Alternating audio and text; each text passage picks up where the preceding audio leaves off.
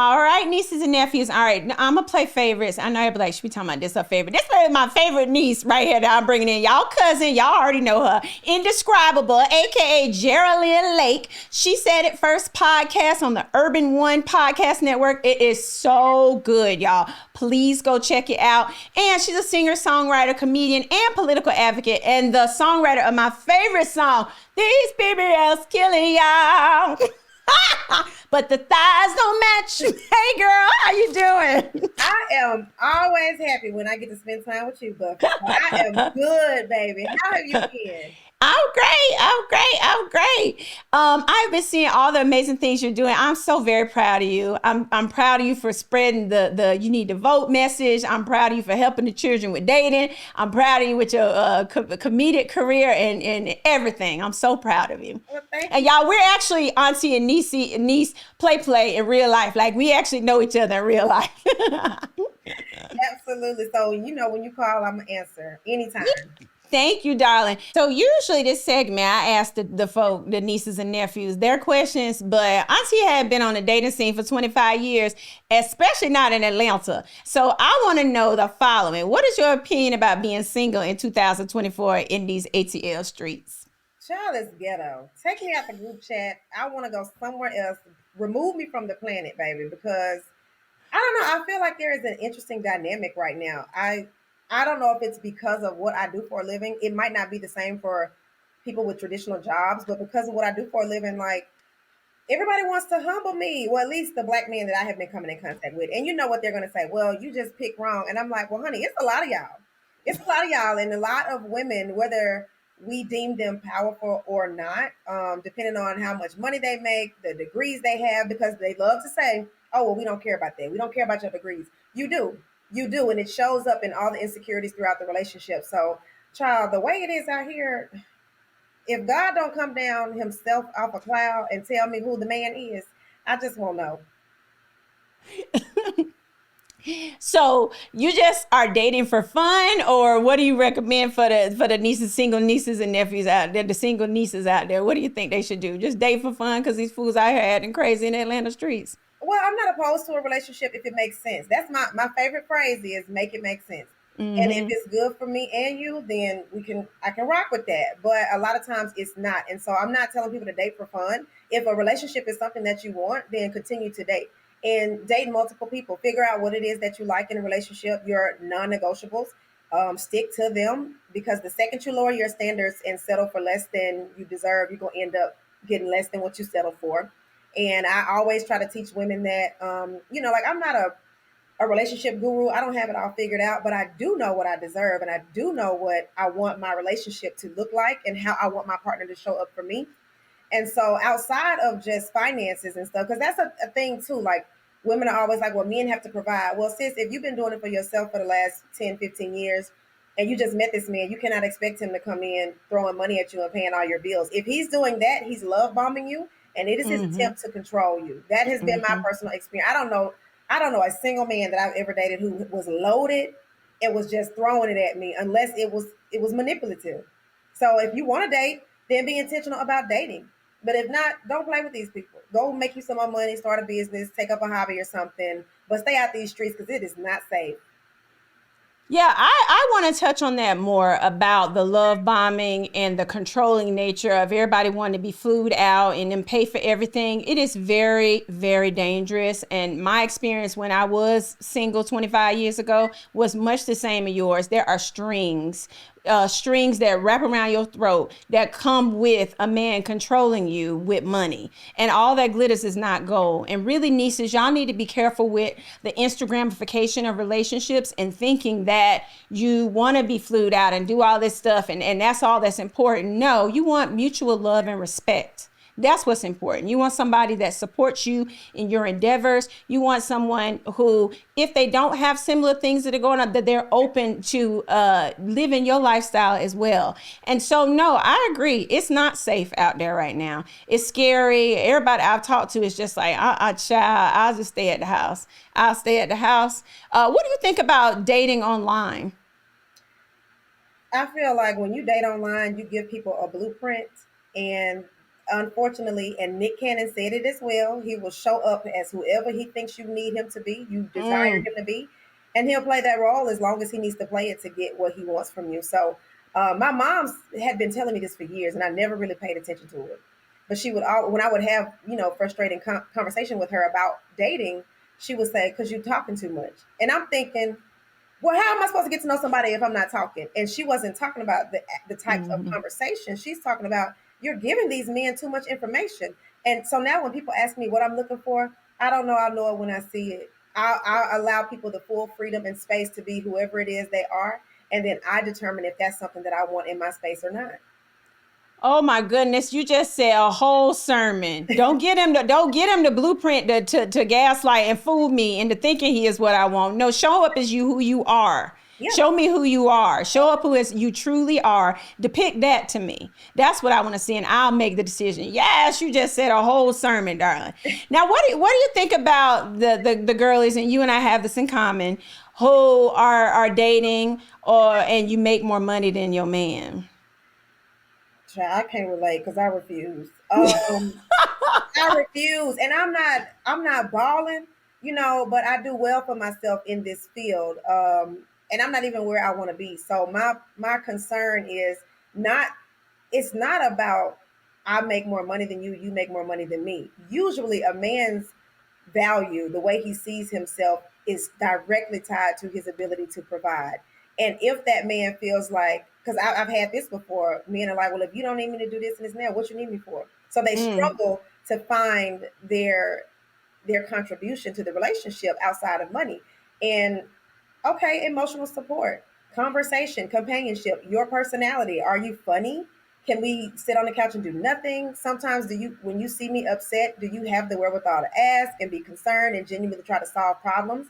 Because while it's great to have a man to drop $2,000 to get your engine replaced or whatever, it's also cool if he can just Google how to do it or find somebody to get it done.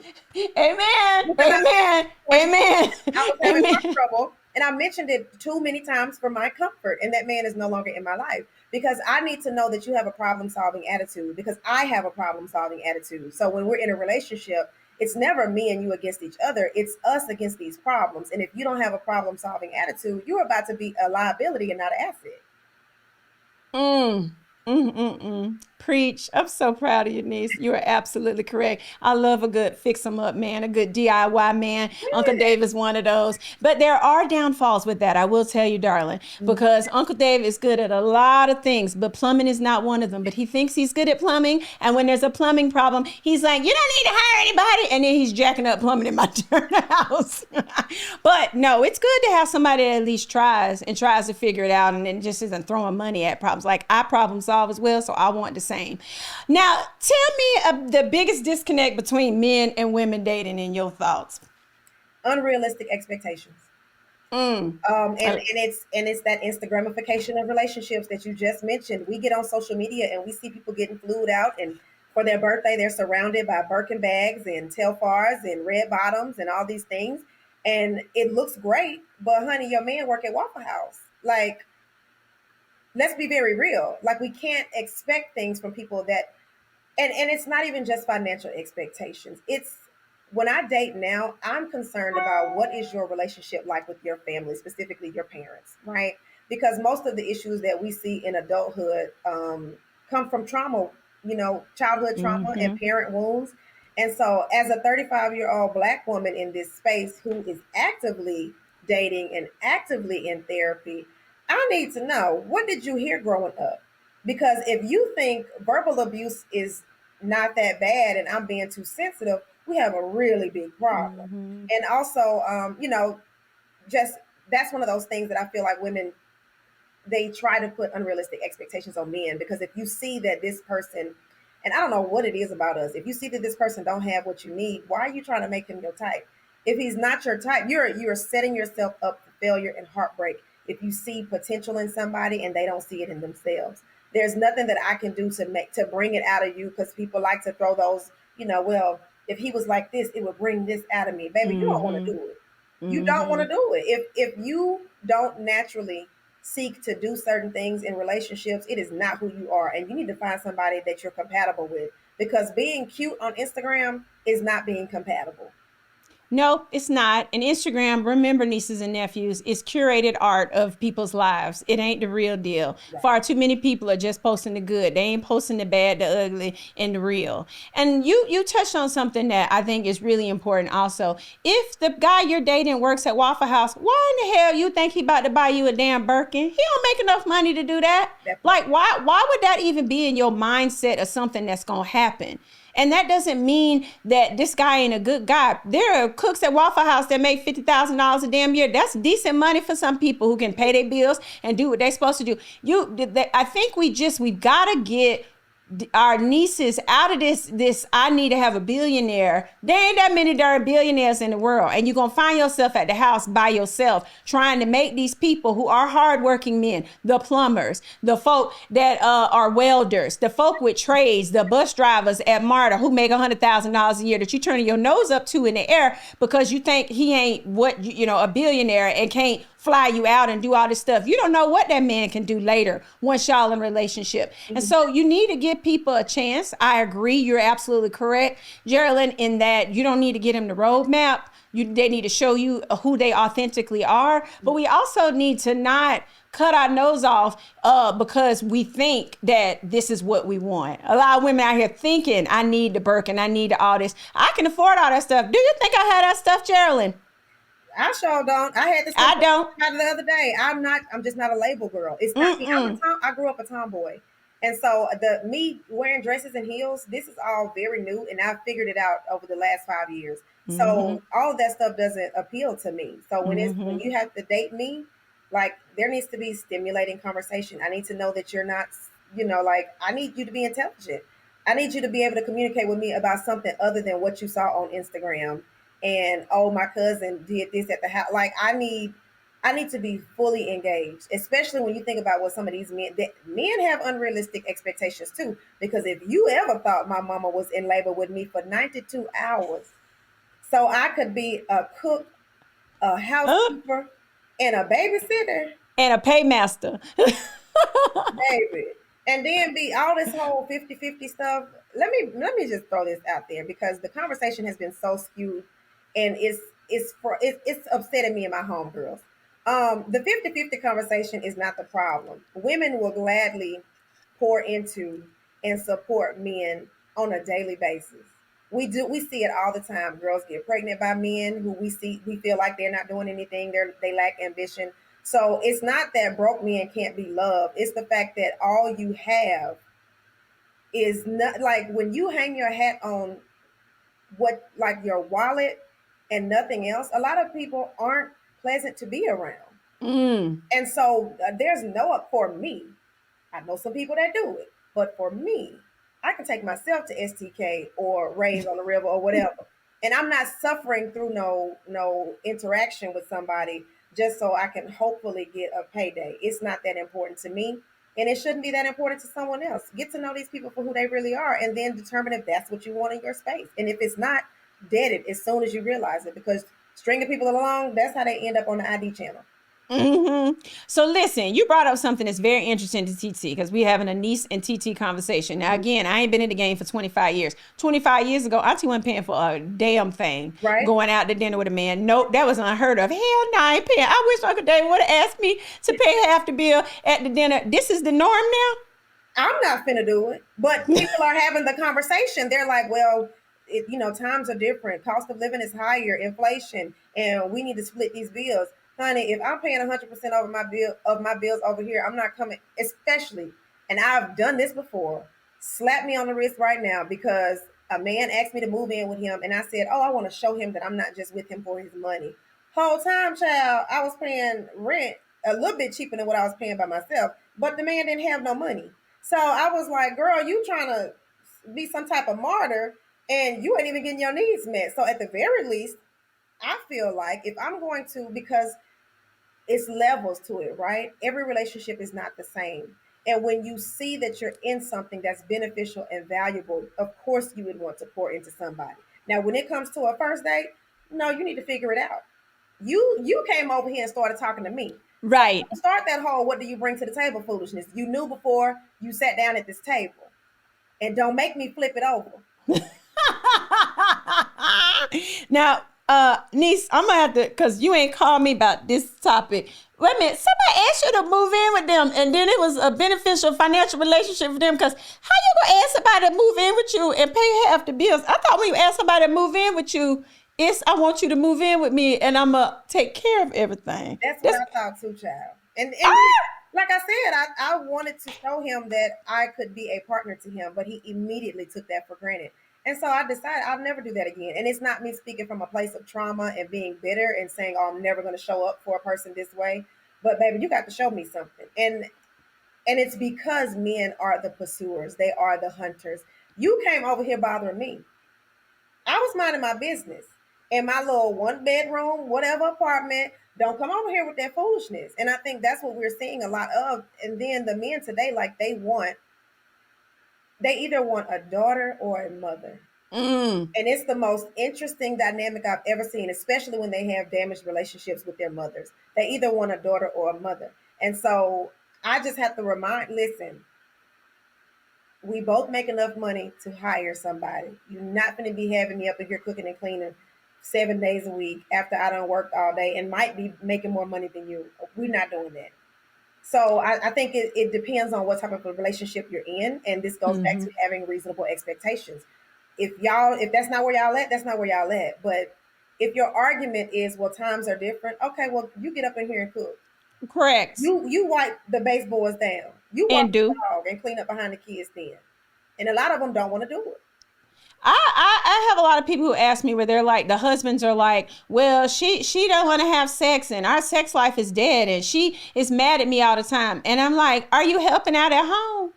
Is she going to a job 8 to 10 hours a day, picking up the kids, coming home, cooking dinner, cleaning, doing laundry, and then you think she about to put some lingerie on and turn some tricks for your behind? No, that's not gonna happen. We tired. We tired. Don't No, never we turn me tired. on faster than you taking something off my plate. Right. I come Yeah. home and I see you don't wash the dishes or cook dinner. Oh, baby, yeah. Then I'm gonna be in the mood. When I like, or you gonna just pick my feet up and rub them, or you have drawn a bath for me. That's sexy. These men think it's all about, oh, I gotta go spend all this money. No, help the hell out at home. I always get this question from my nieces: how do you spot a husband? So I ain't spot Uncle Dave. Uncle Dave spotted me. But when saying spotting a husband, you've gotta like, and you've spoken to this, Geraldine, as well. You've gotta see that the person has. You gotta be equally yoked, y'all. That old Bible, that is the truth. You gotta be equally yoked in your mindset. You gotta be equally yoked in your goals for the future. You gotta be equally yoked in your family and how you treat your family. You gotta be equally yoked in how you approach mental health. You have to feel love and mutual respect and not feel like you just some, arm candy or somebody that's about to save my life and my mama or a child. You've got to be a partner. And y'all know darn well y'all can see that when you dating somebody. Trust your gut and your intuition. You can see the red flags and stop with this. I gotta fix folk. Auntie ain't had to fix nothing with Uncle Dave. I didn't. Is he perfect? Hell no. He's not, and neither am I. I'm a hot mess, but we're a good mix together. We equally a hot mess. We equally yoked in our hot messness. What do you think about that, darling? Well, I'm divorced, so clearly I don't know how to spot a husband. But I think, like it goes back to that provider mentality, and it's not always money. I just need to know that I'm a priority for you and you Mm-hmm. genuinely care about my well being. And when I feel like when you actually care for someone, when you are Mm-hmm. interested, when you love them, when they are important to you, you will move heaven and earth to make their life easier. That's men and women. And so Mm-hmm. if you dealing with somebody first week, you mention you have a little problem and he don't come up with nothing, it ain't got to be money. But he ain't offering no type of, because I'm the type, I ask a bunch of questions. I want to know, is this something that I can help him fix? Or do I know somebody that could probably fix this? And if I don't see that, then I don't even want to date you. Who cares if you're a husband? You're not even a boyfriend. Mm-hmm. You're not even a friend. Me and my Mm-hmm. friends have this thing that we do with each other because we send each other care packages and flowers and we take each other out. And if you can't treat me like my friend does or better, then I just feel like it's not going to work because and I'm also treating myself this way. So why would I allow you to come into my life and treat me less than I'm able to treat myself? That's backtracking. Correct. And you made a very good point. There is a difference between enabling and helping. And Mm-hmm. that's okay to be a problem solver in a relationship. And if a problem arises and you come up with helpful solutions, or you know people in your network that may be able to help the person, enabling is different, where it's just like, I'm going to just throw some money at this. I'm going to fix it. I'm going to, whatever. No, I'm going to give you the tools and extend my network of people that can help you. That's showing love. That's showing partnership. That's showing somebody that you can build a lasting relationship with. And that's not me being your mama and fixing everything for you like you're a little child and you don't know how to fix your own problems. So no, I agree. All right, I have had so much fun kicking with my niece. My niece, sing me just one bar of the song, just for me. Only for you, Buffy. These BBLs killing y'all. Ooh, and the thighs don't match. What a shame. And y'all look a mess. And And do. I love you so much, darling. Now tell the people where they can find. They already know where they can find you because you're famous, baby. But tell them where they can find you. Tell them about your podcast. Tell them about everything you got coming up. Okay. well, look, first of all, the tag is right there. You can find me as Indescribable on all platforms, but I am a singer, songwriter, actress. I'm venturing off into stand-up comedy right now. So I'm really excited about that. I do have a podcast that I host with my co-host, Lene Monet. It's called She Said It First. It's an Urban One podcast on the Urban One Podcast Network, and we will be having a live event right here in Atlanta on October the 24th. So I'm really excited about everything. Of course, TV, film, I'm getting into that too. So it's really been a journey, but I'm happy to have people like you to be on it with me for guidance, advice, and just having a friend whenever I need it. And to do stuff like this to share with other people because you never know who is connected to your purpose. So I appreciate you so much for having me. I appreciate you too. And if ever you want me to join you on podcast, I will. And I'm gonna come to your event too. I'm gonna be write it down. All right. All right. Well, I'm so thankful for you, darling. I'm gonna call you later. Love you. I love you too. Bye. Bye. And obviously, you can get my book, Crawl Before You Ball, wherever books are available. Download this podcast, and I have my Crawl Before You Ball course for learning how to crawl, as well as credit at crawlbeforeyouball.com. Smooches. Be productive.